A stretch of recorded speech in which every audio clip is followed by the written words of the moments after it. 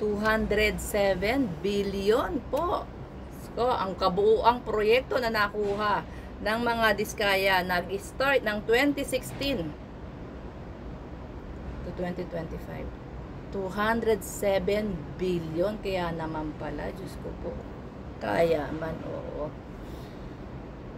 Talagang pinayaman ang mga kaibigan, pinayaman ang mga kaalyado, pinayaman ang mga drug lords, inupo pa sa Malacanang as advisor. So ngayon po, tumakas at ngayon nahuli na. Itinapon na uli sa China. Diyos ko, no? Grabe, tapos todo tanggol, si Tanggol. Alam niyo ba todo tanggol si Tanggol? Kilala niyo ba si Tanggol? Ang bagong Tanggol ng Pilipinas. Si Marcolecta. Grabe, no? Grabe yung ginawa sa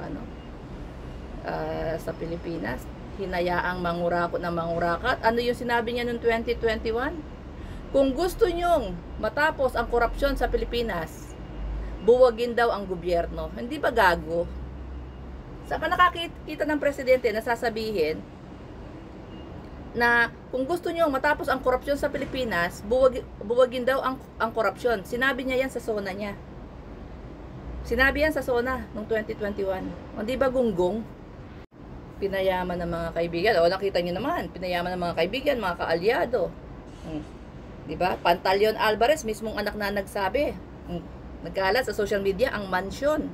May sariling daan ang gamit na pera from taxpayers' money. Multi properties meron ang tatay niya. Sabi ng anak ni Pantaleon Alvarez. 'Di ba? Napakaraming properties, billions ang pera. Ang halaga ng ari-arian at pera. Saan galing? Walang business. Politician lang daw ang tatay niya. Hindi ba binulgaran niya ng anak? Pinayaman ang mga kaibigan. Bongo. Pati ang tatay. Sumakay ng 2016. Nakipag-partnership sa mga Diskaya. St. Matthew. Michael Yang. Dinala pa hanggang Malacanang. Pati yung kapatid. Meron din. May mga kumpanya din. Nakakuha ng mga projects sa gobyerno. Sus Mariosep. So ngayon nag-reflect na yung mga nangyari nung nakaraan na ngayon nagre-reflect na po. Kasi hindi mo naman mararamdaman yan eh. Magnanakaw ka ngayon, mararamdaman natin ngayon din. Hindi.